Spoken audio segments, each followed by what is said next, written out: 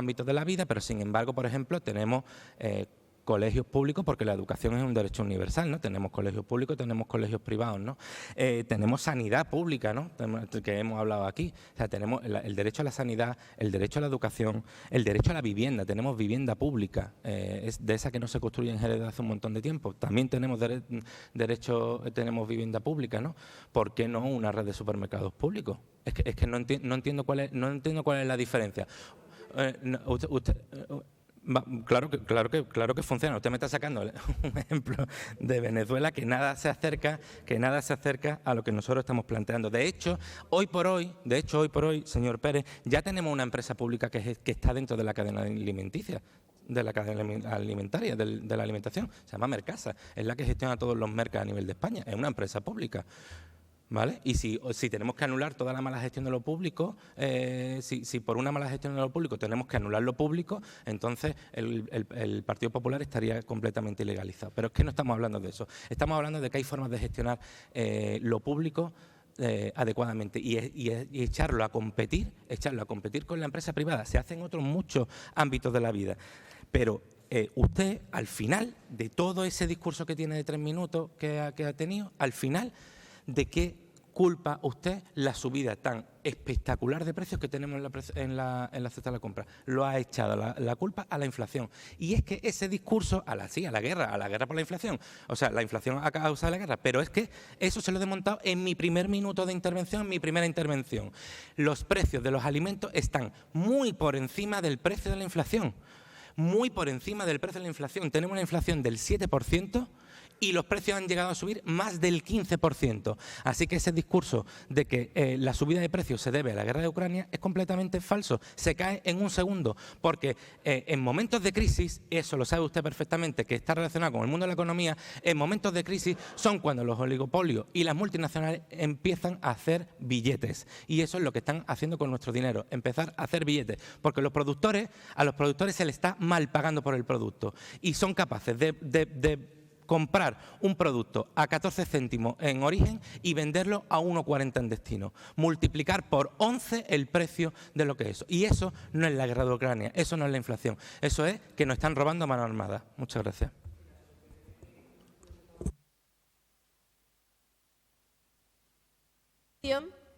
¿Voto a favor de la propuesta?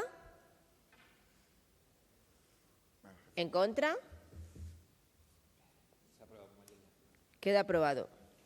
Siguiente, proposición del Grupo Adelante relativa a la supresión de unidades en los centros de escuela pública.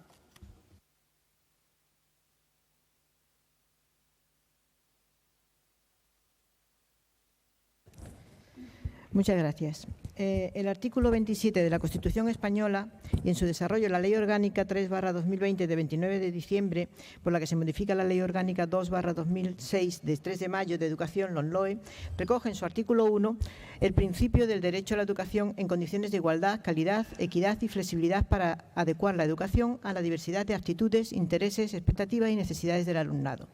Asimismo, el artículo 52 del Estatuto de Autonomía para Andalucía, aprobado por la Ley Orgánica 2/2007 de 19 de marzo de reforma del Estatuto de Autonomía para Andalucía, establece las competencias que corresponden a la comunidad autónoma en materia de enseñanza no universitaria.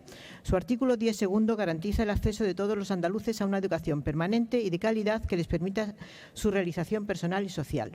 Estos mismos principios están recogidos en la Ley 17/2007 de 10 de diciembre de Educación de Andalucía. Sin embargo, en estos momentos, el alto número de alumnado por aula en todos los niveles educativos preuniversitarios en Andalucía pone en serio riesgo la aplicación efectiva del derecho fundamental a la educación. La relación entre la reducción del número de alumnas y alumnos por aula y docente y la calidad de la educación es un principio unánimemente aceptado. Lo evidencian no solo la práctica diaria de docentes y personas expertas en educación, sino incontables estudios realizados en las últimas décadas por instituciones académicas y profesionales de todo el mundo. Ratios reducidas permiten, entre otras ventajas, dedicar mayor tiempo a la atención individualizada de cada alumna y alumno, especialmente a quienes más apoyo necesitan. Permite mejorar el clima de convivencia del grupo, facilitar el intercambio y la interacción entre el alumnado y entre éste y sus docentes, y aumentar el confort en el aula, lo que favorece el rendimiento escolar. Por ello, la Red de Atención a la Infancia de la Comisión Europea recomienda la reducción de ratios en todos los niveles educativos al conjunto de la Unión Europea. La ratio máxima de alumnado por unidad escolar establecida por la normativa vigente en Andalucía es de 25 en infantil y primaria, de 30 en ESO y FP y de 35 en bachillerato. Esta misma normativa permite un incremento de hasta un 10% en el número máximo de alumnos y alumnas por unidad escolar para atender necesidades de escolarización extraordinarias. Pero resulta que cada vez está más tendida la práctica de aplicar este margen de aumento a la escolarización ordinaria, convirtiendo la excepción en norma. El resultado es que en Andalucía se está generalizando ratios de 28 en infantil y primaria, 33 en ESO y FP y 38 en bachillerato. Esto es a lo que nos lleva la planificación por la Junta de la Red de Centros Escolares de Andalucía, por la que en nuestra localidad se pretende reducir unidades en varios CEIP, Membrillar, Tartesos, Laína y Vallesequillo. En concreto, esta situación perjudica directamente el derecho a la educación en condiciones de igualdad, calidad, equidad y flexibilidad del alumnado más vulnerable, aquel con necesidades específicas de apoyo educativo y con necesidades educativas especiales. A pesar de que el Estatuto de Autonomía para Andalucía, en su artículo 21, consagra el derecho a la educación y establece el carácter compensatorio y permanente de la misma, así como que las personas con necesidades educativas especiales tendrán derecho a su efectiva integración en el sistema educativo. Todo ello ocurre porque en la legislación actual no está establecida ni tan siquiera a título de recomendación la ratio máxima de alumnado en relación con los y las profesionales que atienden a este colectivo: docentes de orientación educativa, pedagogía terapéutica, audición y lenguaje, profesionales PETIS, de educación social y otros. Es decir, se trata de una carencia que se ha querido enmendar con la proposición de una iniciativa legislativa popular para la bajada de ratios escolares en Andalucía, que ha sido rechazada el pasado mes de diciembre en el Parlamento de Andalucía por el voto en contra del Grupo Parlamentario Popular, en absoluta sintonía con las directrices marcadas por el Gobierno de la Junta de Andalucía. Como se puso de manifiesto en el Parlamento andaluz, la Comunidad Autónoma de Andalucía tiene competencia para rebajarlas y adaptarlas a la realidad y las necesidades de nuestro territorio, adecuando las actuaciones organizativas y curriculares en el marco de las competencias y responsabilidades que le corresponden. Ello es especialmente importante en Andalucía, que está entre los territorios con más alumnado por unidad escolar y docente, así como con los peores datos de fracaso escolar y de abandono escolar temprano de todo el Estado. Actualmente este modelo es insostenible. La educación del siglo XXI exige grupos reducidos que permitan desarrollar la autonomía del alumnado, el trabajo colaborativo, el uso de las nuevas tecnologías y una verdadera atención a la diversidad bajo el principio de inclusión. En este contexto, la Junta de Andalucía promueve el cierre de unidades de la educación pública, manteniendo, por el contrario, el número de unidades de los centros concertados, en una estrategia de deterioro de la educación pública y de apoyo indisimulado a los centros privados, donde entre sus objetivos está el adoctrinamiento y la segregación del alumnado. Por ello, proponemos la aprobación del siguiente acuerdo: instar de manera inmediata a la Junta de Andalucía, a la Consejería de Desarrollo Educativo y Formación Profesional y a su delegación territorial en Cádiz a dar marcha atrás en las supresiones de unidades de los CEIPs El Membrillar, Tartesos, Laína y Vallesequillo de Jerez de la Frontera y otros centros públicos en los que se esté planteando. Muchas gracias. Señora González, bueno, ¿algún partido que quiera intervenir? Nada. Partido Popular. Gracias, buenas tardes. A ver, señora Monedero, sabemos que esta moción viene ahora por el momento político en el que estamos, pero usted sabe perfectamente que está tergiversando los datos y que falta a la verdad. Vamos a ver. Primero, la ratio, que es lo que usted está demandando. Hombre, yo como docente soy la primera que baje la ratio en general, se lo compro, porque evidentemente se da una atención más individualizada a nuestro alumnado. Pero usted sabe igual que yo que la ratio la establece el Estado. Entonces, que haya una bajada de ratio, pues sí, que se encargue el Gobierno de establecerla para toda España y será fantástico. Ahora mismo la ratio que usted ha dicho de 25, 30 y 35 es la que tenemos en todos los centros educativos. Pero la realidad es que en Andalucía, debido a la bajada de la natalidad, de una forma natural, la media en infantil ahora mismo es de 19,24 alumnos y en primaria de 20,28 alumnos. Es decir, que está bajando de forma natural y se está manteniendo así. Sí, usted lo puede mirar los datos. Otra cosa le digo, cuando se hizo la LOE, volviendo al Estado, cuando se aprobó la LOE en 2020, el Estado podía haber dado recursos para educación y evidentemente haber bajado la ratio. No lo hizo. De hecho, Unidas Podemos presentó una propia enmienda que el PSOE rechazó en aquel momento. Es decir, que el tema de la ratio es una cosa que el Estado tiene mucho que decir. Con respecto ahora mismo a los centros que usted plantea, Usted sabe igual que yo que ahora mismo estamos en el proceso de escolarización, que termina precisamente la admisión de solicitudes mañana, y que estos colegios que usted menciona están pendientes para ver qué demanda de solicitudes tienen. Porque la realidad es que el Membrillar el año pasado tuvo 37 alumnos de 3 años y tiene ahora mismo 2 aulas de 3 años, una con 18 y otra con 19 alumnos. El Tarteso, lo mismo, tuvo 36 alumnos y tiene 2 aulas de 18. La INA es más complejo porque está en la zona rural, evidentemente ahora mismo tiene una unitaria para 4 y 5 años y no sabemos la demanda que tendrá este año 3 años, a pesar de que el colegio hace un gran esfuerzo por atraer incluso alumnado de la zona urbana de Jerez. Y váyase que yo, por ejemplo, tuve 12 solicitudes tan solo. Tiene ahora mismo un aula de 3 años con 12. O sea, con 12 solicitudes usted entenderá que si ni siquiera llega a cubrir un aula de 25, no vamos a pretender que tenga 2 unidades de 6 alumnos, ¿no? Es que, entonces, le vuelvo a repetir, el Servicio de Planificación Educativa de Cádiz le ha dicho a todas las presidencias de escolarización de Jerez que una vez tengan registradas todas las solicitudes de cada centro, se procederá a crear las aulas que se necesiten allí donde un principio no se habían ofertado, por lo que no ha cerrado la posibilidad de ofertar estas aulas. Y, de hecho, eso ocurrió este curso. Este curso, cuando ha habido aulas con más de 26 niños, se han desdoblado las unidades. Y si no le puede usted preguntar a directores como el de Pío XII que le ha ocurrido en su centro, por ponerle un ejemplo.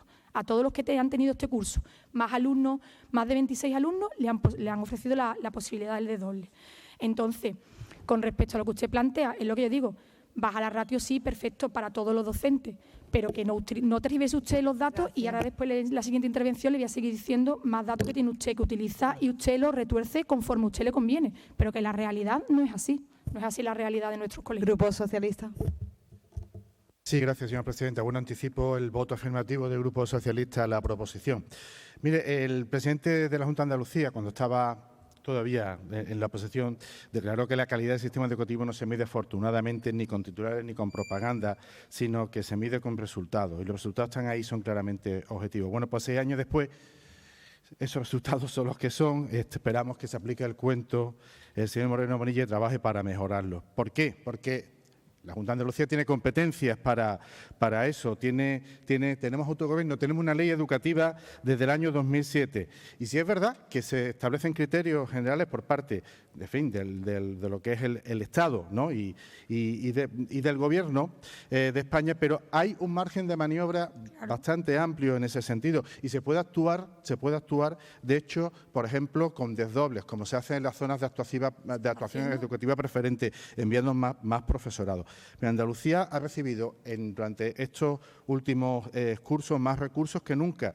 Con esos recursos podríamos haber evitado recortar 1.500 unidades educativas públicas que han desaparecido desde que Moreno Bonilla es presidente de la Junta de Andalucía. Si la ratio de primaria fuera más baja, no se habrían eliminado por falta de niños esta mayoría de aulas y no se habría tenido que masificar en un mismo centro otras aulas. Mire, una de las cuestiones que la comunidad educativa precisamente está reclamando es que esa reducción de esos 4 centros que estamos hablando se haga previamente a la apertura del periodo de escolarización. Se haga previamente. Esperemos a ver el resultado del periodo de escolarización y después veremos. Pero no me quite usted antes de.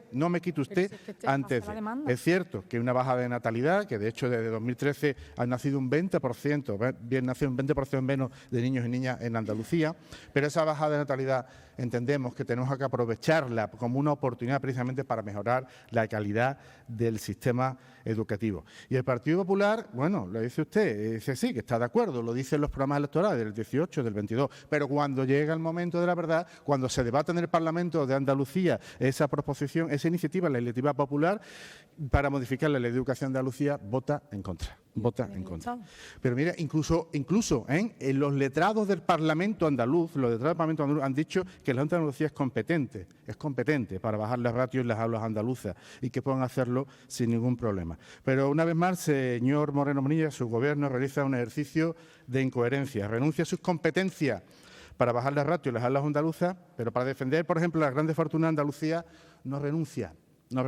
Para mejorar la calidad de educación sí hay renuncia, pero para bajar los impuestos, los que más ganan, no hay renuncia. Señora Monedero. Bueno, en línea de lo que también ha comentado el PSOE, evidentemente es lo que yo iba a contestarle. Vamos a ver, aquí no estoy inventándome cifras ni inventándome nada, estoy atendiendo a lo que hay. Muy bien, ojalá se redujera y se hiciera todas las cosas que se deben a todos los niveles, de todos los gobiernos, de todas las autonomías y de la nación, evidentemente. Pero, igual que ustedes tienen competencias y las utilizan cuando les interesan, para lo que les interesa, no en beneficio de la mayoría, que eso es algo que se lo tienen que mirar, si quieren, que no van a querer. Evidentemente, sus competencias en educación sí les permiten reducir la ratio de las escuelas públicas en Andalucía y de las escuelas en general en Andalucía. Si no lo hacen es porque no quieren. Al contrario, lo que hacen es un trabajo de desprestigio y de vaciamiento de la pública para beneficio de la concertada. Porque los centros concertados suponen el 23%, estos son cifras de USTEA, el 23% del total de la oferta educativa, centros públicos, mientras que solamente les atañen a ellos el 9% de los recortes. Quiere decir que un porcentaje mucho mayor de recortes se lleva la escuela privada, la escuela pública. Si al 23% solamente le corresponde el 9% de los recortes, esas cifras son muy claritas. Una regla de 3 muy facilita, ¿vale? Con lo cual, esa es la que debería también usted mirar, porque si no está falseando la cifra usted y el Gobierno de andaluz, no yo, ¿vale? Y luego los argumentos típicos de la bajada de natalidad y de la demanda. Pues resulta que la bajada de la natalidad solamente debe afectar a la escuela pública, porque es la única que se ve recortada en las líneas. La escuela concertada incluso ha aumentado líneas, ha engrosado, y eso no es por demanda, porque por demanda, que es la otra falsa argumentación que siempre esgrimen, resulta que la concertada en este curso salió con 110 de salida, como digamos de precio de salida, 110 unidades y cubrió 109. Y la pública salió de salida con 376 unidades y cubrió 383. ¿Dónde está la demanda? ¿Hay más demanda en la pública que en la privada? No, pero sí hay más una oferta de salida más en línea con lo que se quiere. Se quiere inclinar y se está inclinando la balanza hacia la escuela concertada, hacia la privatización de la educación, hacia un daño irreparable a la escuela pública, que es la única capaz de mantener la equidad en nuestra sociedad. Y eso es una cosa gravísima.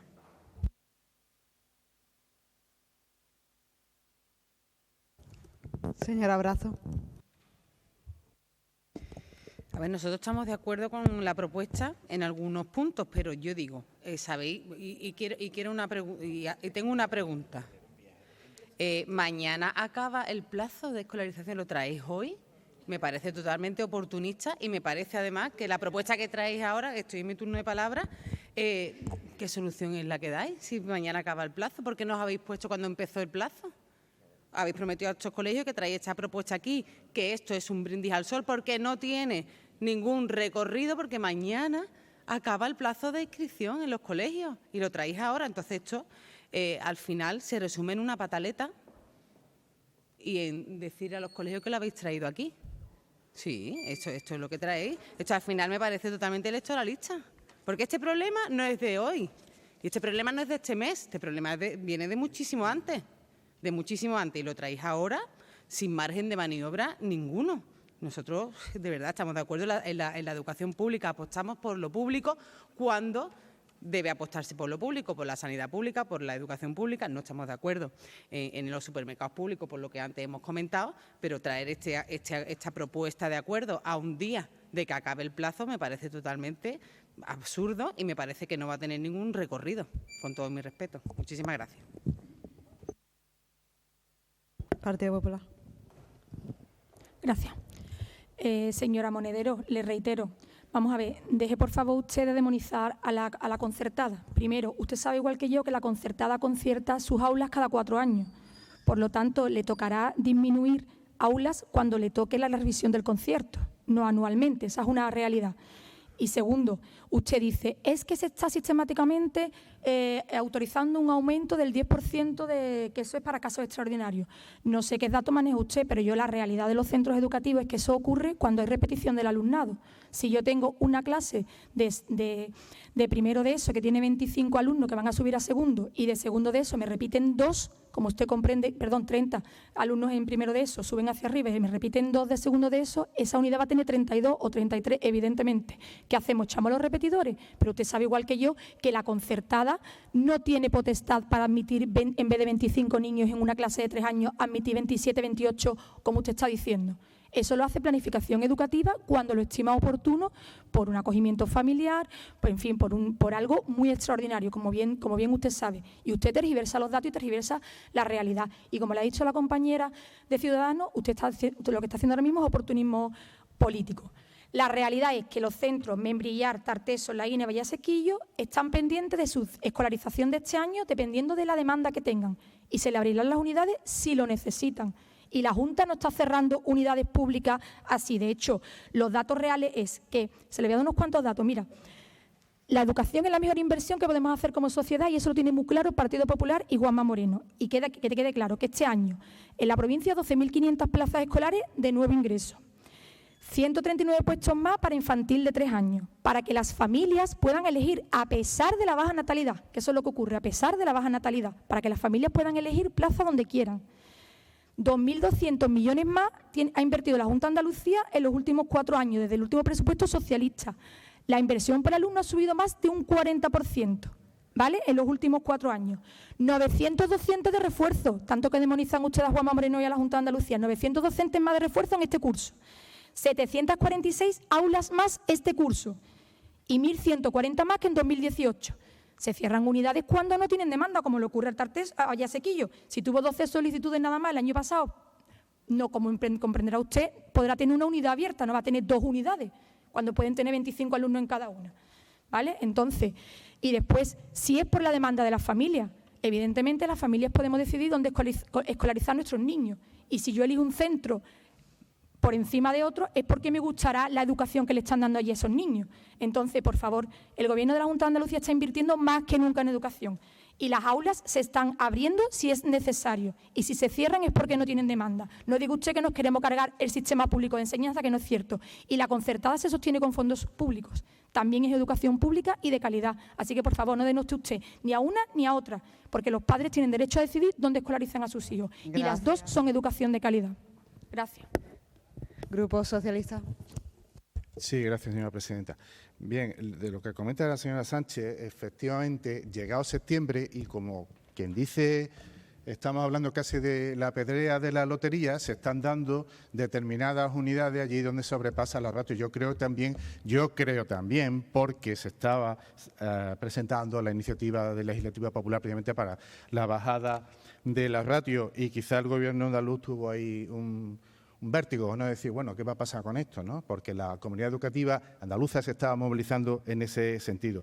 Y ya le digo, con el curso prácticamente a punto de empezar, pues efectivamente se dieron algunas unidades, pero yo creo que fue más ese vértigo, ese miedo a ver que las movilizaciones que pudiera haber al respecto. Pero cuando llegó la hora de votar, en diciembre, se votó en contra de esa iniciativa legislativa popular de bajada de la ratio. Una bajada de la ratio que tiene 2 vertientes, la vertiente de las aulas ordinarias, pero tiene también la vertiente de atender con todas las garantías a lo que es el alumnado con necesidades educativas especiales. De ello vamos a hablar luego en otra proposición. Y le digo que esa atención a ese alumnado con necesidades educativas especiales recae mayoritariamente y con un peso abrumador en la educación pública. Por tanto, lo que hay que dar son más recursos a la educación pública, más recursos para que se pueda dar una educación de calidad a todo el mundo, con las mismas oportunidades, con la misma igualdad, con la misma dignidad. En ese sentido, sea cual sea la familia donde haya nacido, tenga recursos o no, las circunstancias personales de cada cual. Yo creo que lo que se está planteando en la proposición es razonable y es oportuno. Yo creo que tienen hoy la oportunidad de posicionarse, señora Sánchez. Si no lo hacen, bueno, pues ya veremos cuál es efectivamente la opinión respecto a la mejora de la calidad de educación que tiene el Partido Popular de Jerez. Muchas gracias. Para cerrar, la señora Monedero. Bueno, vamos a ver, en respuesta a lo que me dice, lo de electoralista, ahórreselo conmigo, porque lo que se hace por la escuela pública no es solamente traer aquí proposiciones, que hemos traído muchísimas proposiciones relacionadas con la defensa de la escuela pública desde hace muchísimo tiempo, con lo cual, que esto venga más cerca o menos cerca son muchas veces circunstancias que no dependen solamente del plazo. Y además, que evidentemente sabemos para lo que sirven muchas de las proposiciones que aquí traemos, con lo cual nos deberíamos por lo menos ahorrar el mostrar hacia afuera una serie de intenciones que no son realmente muy, para mi punto de vista, muy éticas. En concreto, no hemos hablado tampoco con ningún colegio. Si quiere puede preguntar si me pasa por allí, si acaso les voy a escribir o algo. No, porque tampoco, ni me he hecho ninguna foto, ninguna cosa de ese tipo. O sea que también ahórrense esas frases tan fáciles que a lo mejor se pueden utilizar en otros grupos, pero no exactamente en el mío. En concreto, contestando ya a la señora del Grupo Popular, vamos a ver. Los números son los números. Es verdad que los números se pueden manejar como cada uno le dé la gana y evidentemente se pueden hacer barbaridades con los números. Está clarísimo, eso ya lo sabemos. Pero yo le estoy diciendo los números que hay. Y en concreto, eso de la natalidad y que las familias quieren la concertada, etcétera, etcétera, eso es lo que tienen, el mantra que tienen que vender para poder defender ese argumento y para poder, digamos, justificarse ante una serie de electores suyos, ¿vale?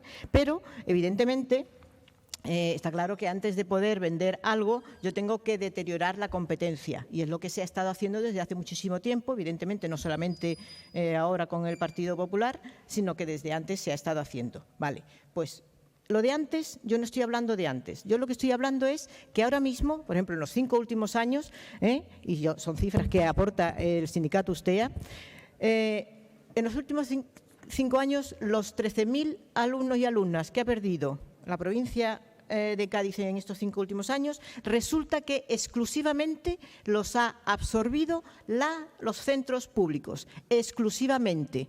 En el curso 16-17, de 276.648 alumnado, han pasado a 217.701 este pasado. Mientras que la concertada de 50.406 ha pasado a 51.508. ¿Qué significa eso? ¿Que es que la gente quería irse a la concertada? No, señores. Es que ustedes organizan una serie de planificación escolar y venden una serie de cosas y además mantienen una situación de los centros escolares en una coyuntura para que a la gente no le quede más remedio que a lo mejor no apuntarse en la pública. ¿Por qué?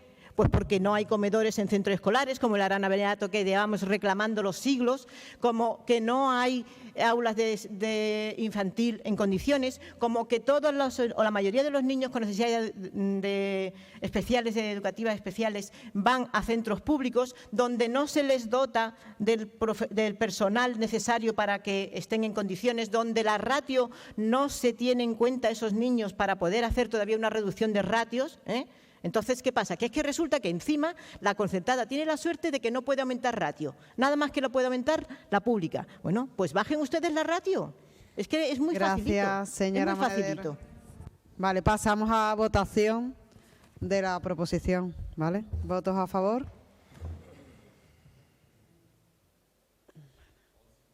¿Abstenciones? Vale. Pasamos a la siguiente, del Grupo Municipal Adelante, relativa a medidas sobre inclusión para personas con discapacidad auditiva. Tiene la palabra la señora Monedero. Un momentito.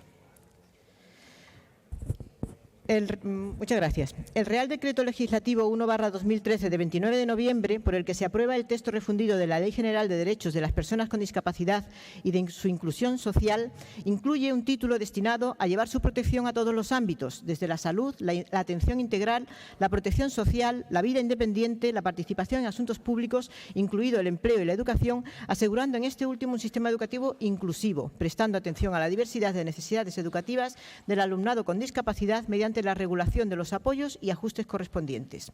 Por otro lado, y en línea con la Unión Europea, se ha aprobado la Estrategia Española sobre Discapacidad 2022-2030, que constituye una hoja de ruta para que el Estado español, a través de sus administraciones y poderes públicos, contribuya a hacer efectivos los derechos humanos de las personas con discapacidad y de sus familias, y donde las comunidades autónomas son constitucionalmente las responsables de su implementación.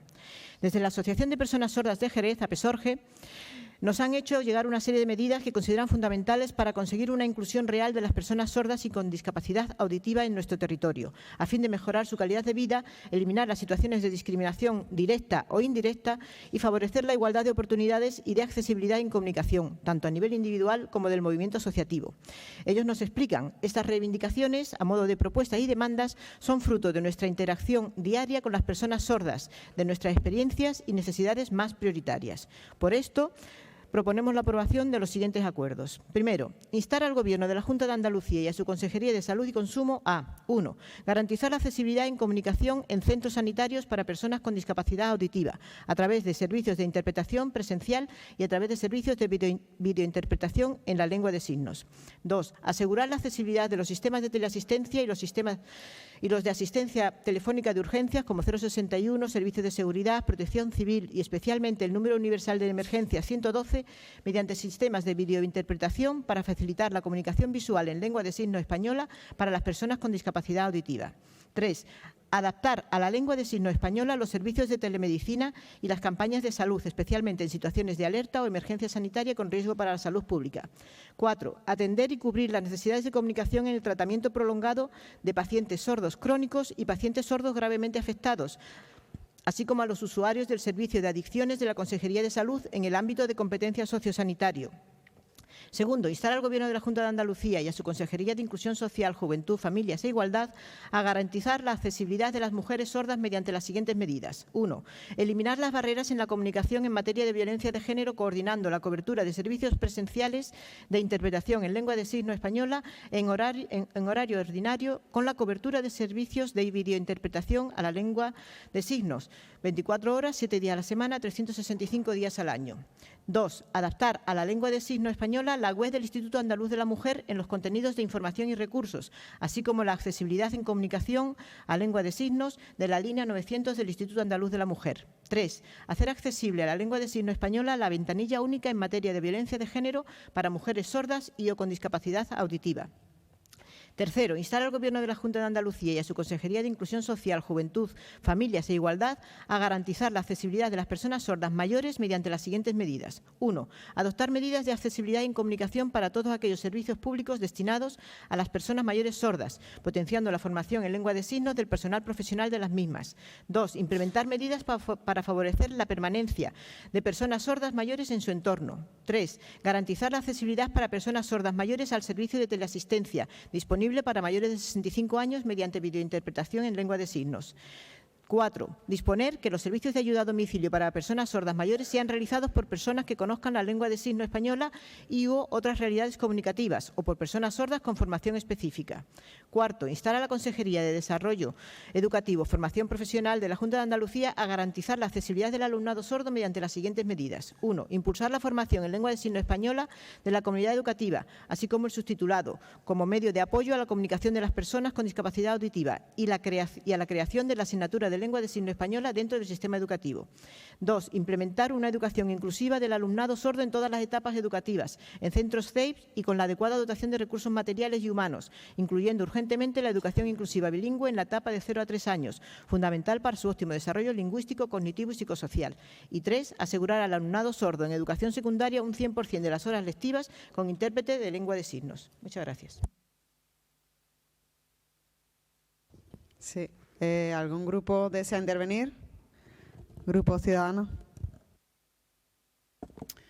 Bueno, nosotros vamos a votar a favor, y no porque sea ahora, sino porque desde que entramos en en esta legislatura, desde que además tuvimos representación en la Diputación Provincial de Cádiz, pues siempre hemos velado por los intereses de la asociación APESORGE. De hecho, se han visto aumentadas sus subvenciones gracias a que nosotros hemos apoyado el presupuesto en Diputación con esa premisa de que a APESORGE y a AGAPE-MASO se le aumentara esa subvención. Por lo tanto, estamos totalmente de acuerdo.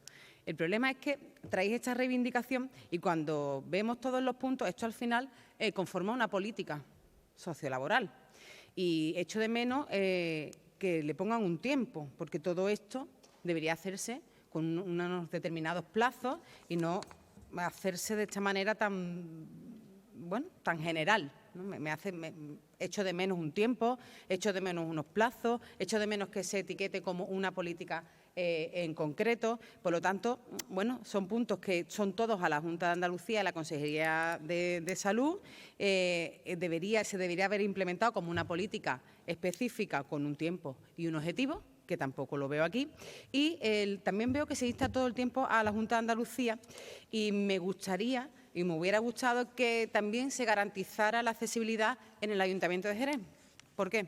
Porque hemos pasado una pandemia, sabemos las dificultades que tienen estas personas y no ha habido servicio para esa accesibilidad en el Ayuntamiento de Jerez. Por lo tanto, estamos mucho fuera y tampoco miramos lo que tenemos aquí ahora mismo en esta Administración. Velamos por todos, pero esta Administración también debe velar por la accesibilidad y creo que se le ha olvidado explicar esa circunstancia en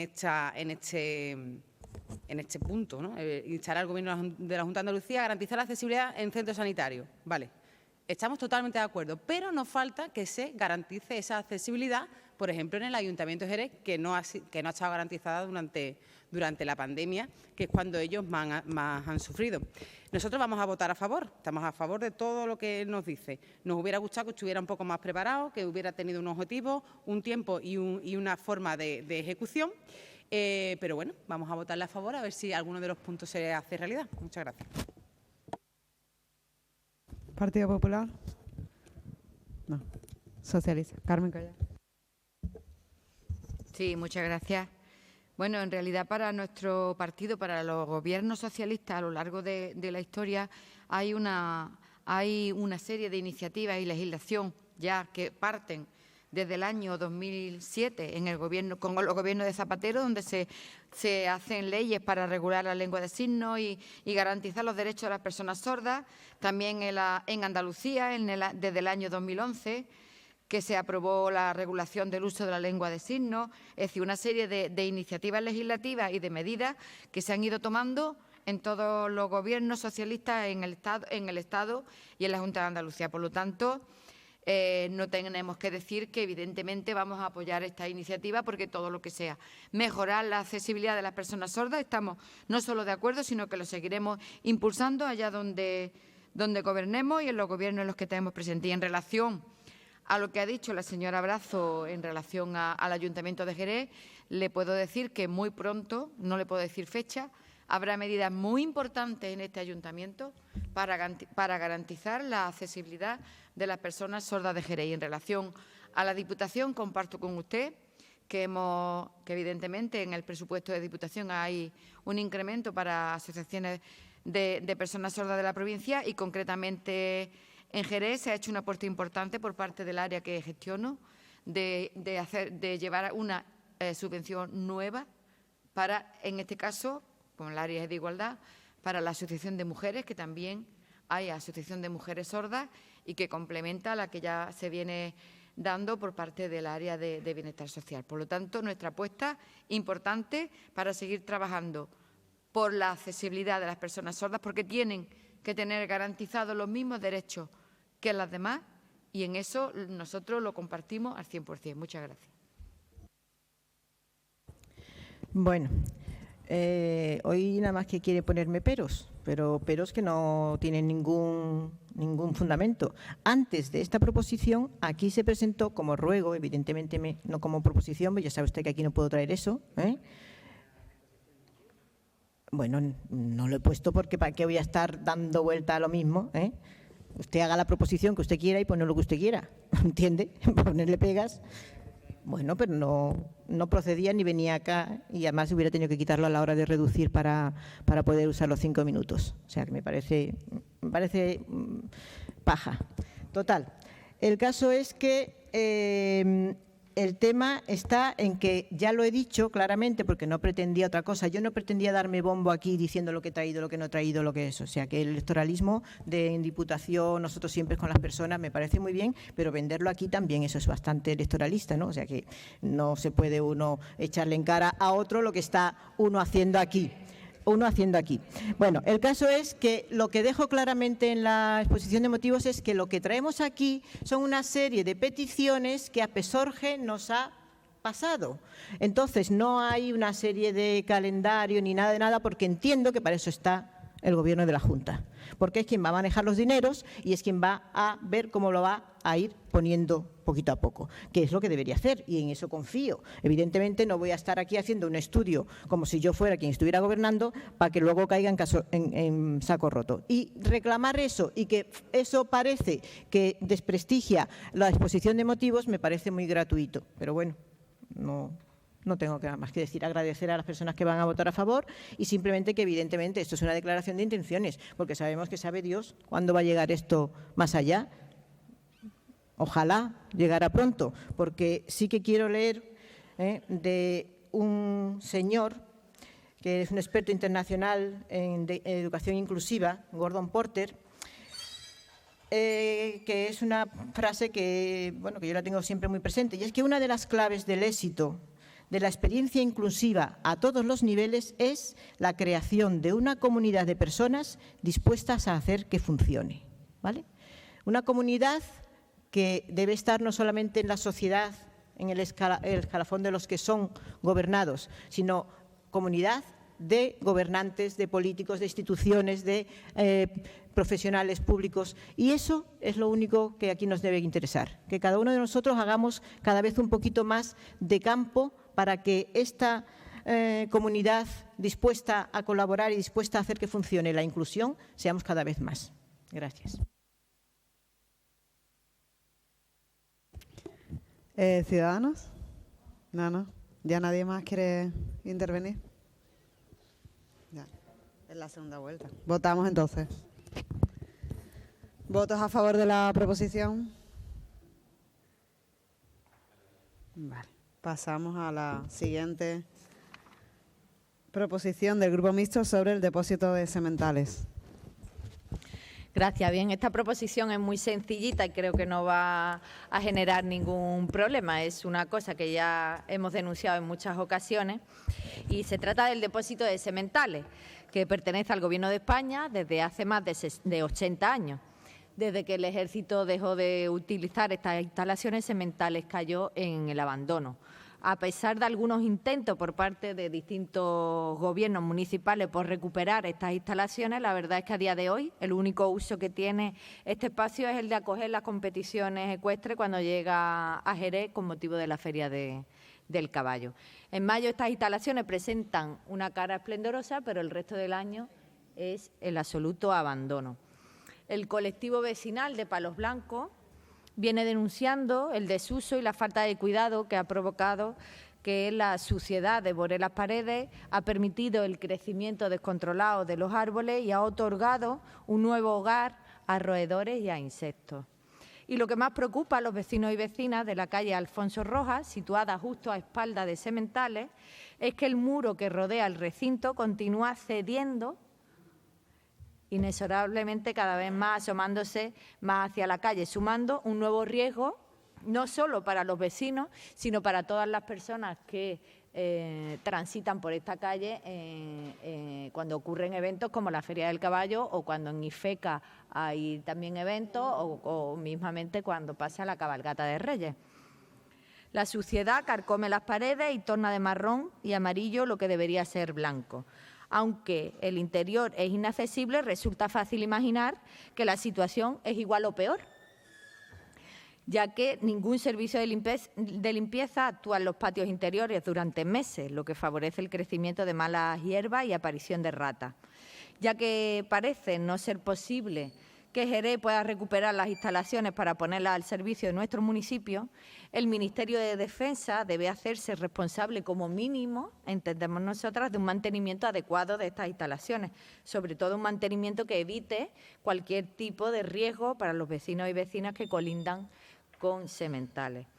Desde Ganemos Jerez hemos defendido en numerosas ocasiones que unas instalaciones que se encuentran en un lugar tan privilegiado deben ser recuperadas y entendemos que el pueblo de Jerez debe volver a tener la titularidad de esta propiedad y además a título gratuito, pues el uso para el que fueron cedidas ya no existe.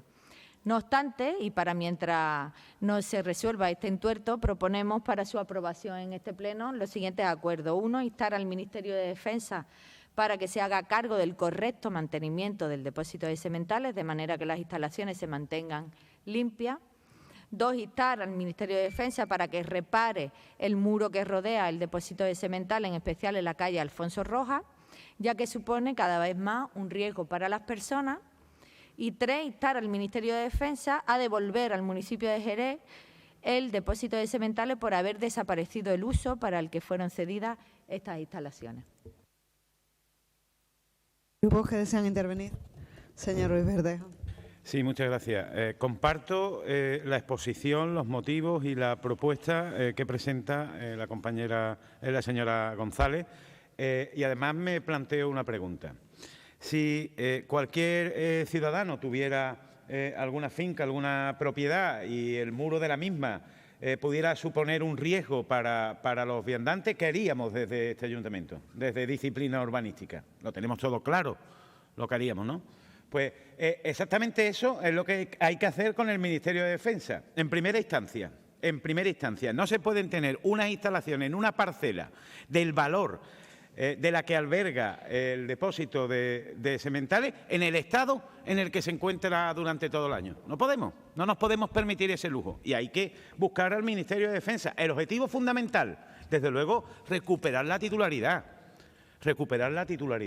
porque desde luego sería un sitio fantástico para poner en marcha iniciativas muy necesarias para esta ciudad. Y tenemos esa finca ahí absolutamente desaprovechada, salvo como refleja la propuesta cuando llega el mes de mayo. Y cuando se sienten ustedes con el Ministerio de Defensa, ya de camino les dicen ustedes que todavía estamos esperando que nos cedan el Rancho de la Bola. El Rancho de la Bola, que también está en manos del Ministerio de Defensa y que también tendría gran valor y supondría una gran oportunidad para poner en marcha iniciativas muy interesantes para nuestro término municipal en el espacio en el que se encuentra. Por lo tanto, compartimos, insisto, la propuesta, evidentemente la vamos a votar a favor. Creemos que desde este ayuntamiento tenemos que liderar la pelea para recuperar para el pueblo de Jerez, por un lado, el depósito de sementales y, por otro lado, el Rancho de la Bola. Y mientras eso ocurre, desde luego, tenemos que dejarle claro al Ministerio de Defensa que tiene que encargarse de mantener en correcto estado esas instalaciones. Gracias. Partido Popular. Gracias. Señora González, nosotros le vamos a apoyar esta iniciativa, estamos totalmente de acuerdo. Lo que no estamos de acuerdo es cuando dice que distintos gobiernos de la ciudad lo han intentado. No lo han intentado todo. Hay uno que lo hizo, que fue el de María José García Pelayo, que se consiguió la concesión de Manial. Lo que ocurre es que esta concesión de Manial terminó en 2016, que era cuando se tenía que dar la prórroga, terminaba y se tenía que prorrogar. Y como entró el gobierno de Mamen Sánchez, no se prorrogó porque no se presentó ningún proyecto y, por tanto, perdimos. Y estamos hasta hoy. Yo me acuerdo en 2019, cuando empezó la legislatura, yo creo que la primera proposición que llevé fue precisamente de esto. Y estamos en el mismo sitio. Lo malo es que no desde 2019, sino desde 2016, el 15 que entraron, al 16 que se perdió la prórroga. Nosotros tenemos muy claro que se tiene que recuperar, como no puede ser de otra forma, este depósito de sementales. Es una pena que se utilice solo en el mes de mayo durante la feria y si se hizo una vez, pues ya se volverá a hacer a partir del 28 de mayo. Porque, por otro lado, el consejero de Cultura, Deporte y Turismo ya ha avanzado la intención de la Junta de Andalucía de utilizar estas instalaciones como una ampliación de la Real Escuela, ¿no? Son unas instalaciones que muy a propósito para la actividad formativa o sin descartar otro tipo de de alternativa. Pero mientras no se recupere, pues entendemos y apoyamos, por tanto, que es el Ministerio de Defensa el que se tiene que encargar de mantener las instalaciones y de apuntalar el muro, de arreglar el muro. Porque bueno, es por la seguridad de los vecinos, pero también por la imagen de la ciudad, aunque ya por desgracia los jerezanos pues no nos vamos a asustar ni de suciedad ni de muros caídos, pero evidentemente le vamos a apoyar esta iniciativa. Gracias. Señor Díaz. Gracias, señora presidenta. Estamos a las puertas de una Semana Santa y, como bien sabéis, mentir es pecado. Mentir es pecado y la señora Martínez del Junco pues tiene habilidad para ello. Creo que en el Partido Popular hacen cursos especializados en esta materia y, sobre todo, mentir es pecado porque no se puede faltar a la verdad. Aquí la señora Pelayo entregó al Ministerio de Defensa el depósito de sementales y lo entregó a coste cero porque reconoció la titularidad del depósito al Estado. Fue la que traicionó a nuestra ciudad entregando sin más y cruzando sus brazos, aleccionada por los intereses partidistas, un bien que es de todos los jerezanos.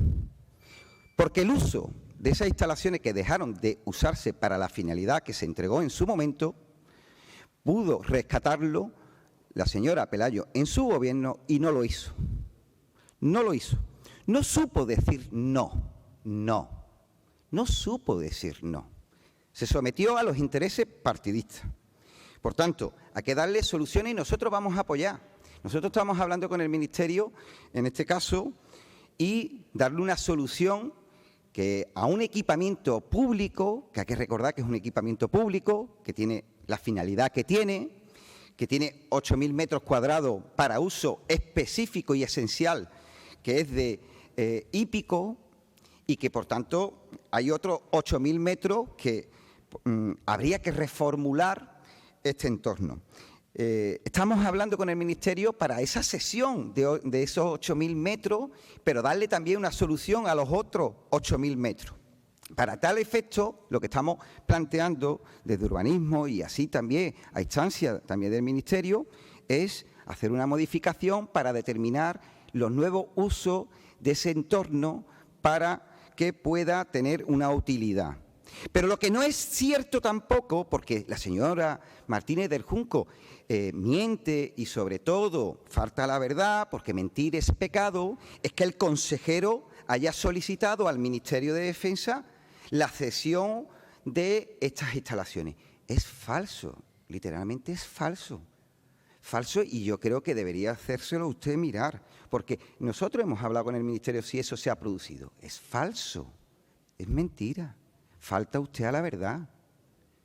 Usted no va a hacer daño a todos aquí, tanto mintiendo, a todos los que están en este pleno y sobre todo a los jerezanos. La única habilidad que tiene la señora Pelayo es mentir. Y sobre todo el 100% de la señora Pelayo en su legislatura fue ruina. El 100% de la señora Pelayo. Gracias, señor Díaz. Señora González. Gracias, señora Álvarez. Bueno, señor Díaz, usted ha recordado que esto es un equipamiento público. Espero que sus conversaciones con Defensa no sean para cambiar el uso del lugar y que en vez de recuperar el equipamiento público lo convirtamos en lo que hemos convertido la comisaría de Arroyo, por ejemplo. Bueno, por lo demás, recordar que estamos hablando de la seguridad de las personas. Y, por tanto, es más que urgente que instemos al Ministerio de Defensa a que, como mínimo, se haga cargo de un mantenimiento seguro para los vecinos y las vecinas de Jerez. Muchas gracias por el apoyo. Entiendo que no cabe más debate. ¿Partido Popular? Ay, perdón, señor Ruiz Verdejo, quería... No, Partido Popular. Gracias. A ver, señor Díaz, le voy a decir yo quién miente aquí. Le voy a hacer la cronología de lo que ha pasado aquí en Sementales. Mira, el 18 de diciembre de 2012 se firmó el protocolo general entre el Ayuntamiento y el Ministerio de Defensa. acordándose la concesión de manial del equipamiento que se hizo efectiva el 31 de enero de 2013. Esta concesión no supuso, por cierto, coste ninguno para las arcas del Ayuntamiento, pero contemplaba una modificación puntual del PGOU para una parcela propiedad del Ministerio, que se iba a destinar a un uso lucrativo, bien fuese de carácter comercial o residencial, mientras que el equipamiento restante pues, pasaría a ser propiedad nuevamente de la ciudad, como lo fue antes de 1941. Tras la recuperación del depósito de sementales, el Departamento de Arquitectura de la Delegación de Urbanismo realizó un estudio sobre el estado en el que se encontraban las instalaciones y determinó las obras a realizar y desarrollando el proyecto también de la primera fase de la obra que supondría la recuperación y reforma de las instalaciones, adaptándolas a uso futuro de las mismas. Tras obtener el permiso por parte del Ministerio de Defensa y a través del convenio firmado con Traxa, la primera fase de dicha obra iba a iniciarse a finales de mayo de 2015. Pero es que en mayo de 2015 entraron ustedes y ahí se quedó la cosa, porque, como le digo, la tercera prórroga se prorrogó 2 veces con María José García Pelayo. La tercera era en 2016. En 2016 estaba el Gobierno de Mamen y el Gobierno de Mamen no prorrogó la concesión. Por tanto, nos quedamos sin el depósito de semental. ¿Y habla usted de ruina? Señores, son ustedes los que traen la ruina del depósito de sementales, la ruina del Palacio Riquelme. Aquí ya nada más que tenemos ruina. Y encima tendremos que ir a visitarla también, como proponen ustedes con el Palacio de Riquelme. Esto es lo que es el paradigma de la gestión maravillosa que está haciendo el Gobierno de Manuel Sánchez. Ruina. Gracias, presidenta. Bueno, entrar en debate con usted sobre cuestiones que los ciudadanos ya saben y que no hace falta decirlo porque hay que hacer un ejercicio de memoria. Y eso es lo que yo traslado a mucha gente, el ejercicio de memoria después de 2 mandatos de la señora Pelayo, que nos dejó una ciudad en ruina y un ayuntamiento en bancarrota. Lo sabe todo el mundo lo sabe. La señora Pelayo es 100% ruina y todo el mundo lo sabe, los jerezanos lo saben perfectamente lo que hizo en esta ciudad. Huelga, desempleo, no arregló ni un socavón, simplemente estuvo al dictado de Madrid y abandonó a todos los jerezanos y a todos los trabajadores y a todos los colectivos y sobre todo a todos los barrios, como en el centro histórico. ¿Usted va a hablar de ruina? Ruina es lo que nos encontramos en esta ciudad. Usted se le tenía que caer a la cara de vergüenza de decir ruina. Usted y la señora Pelayo han sido los autores intelectuales del fracaso de esta ciudad durante muchos años.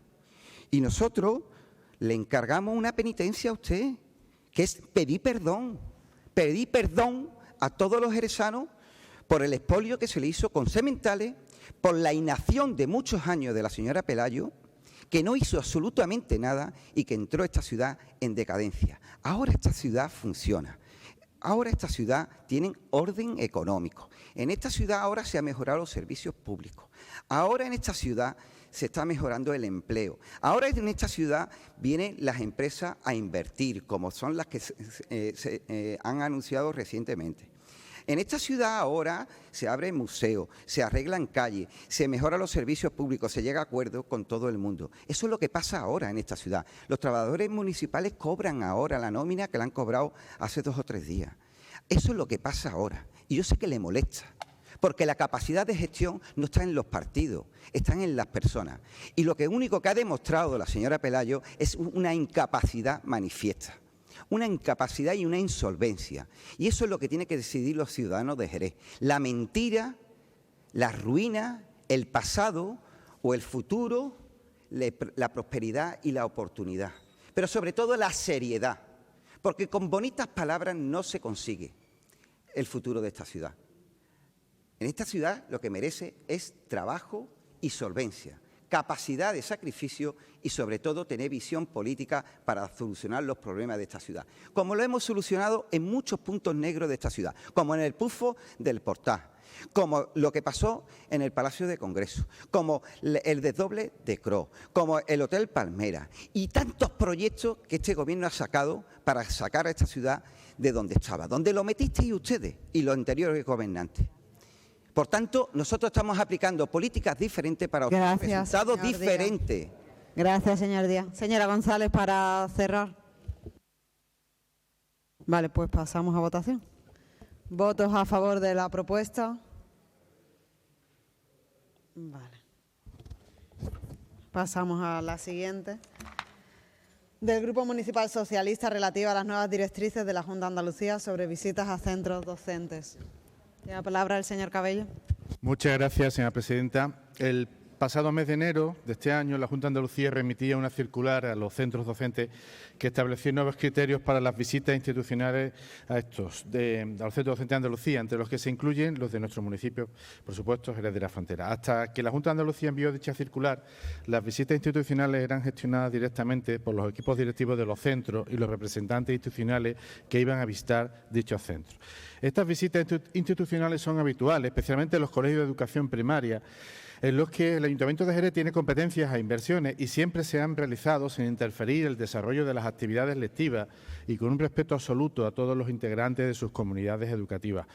La nueva circular de la Consejería de Educación establece que las instituciones que quieran realizar una visita tendrán que comunicar a la Delegación Territorial de Desarrollo Educativo, Formación Profesional y Universidad la fecha de la visita institucional con 7 días de antelación, quedando la iniciativa para la posterior gestión de la visita en el ámbito de la propia Delegación Territorial, que será, según esta circular, la Administración que establecerá las directrices de la visita institucional. También resulta sorprendente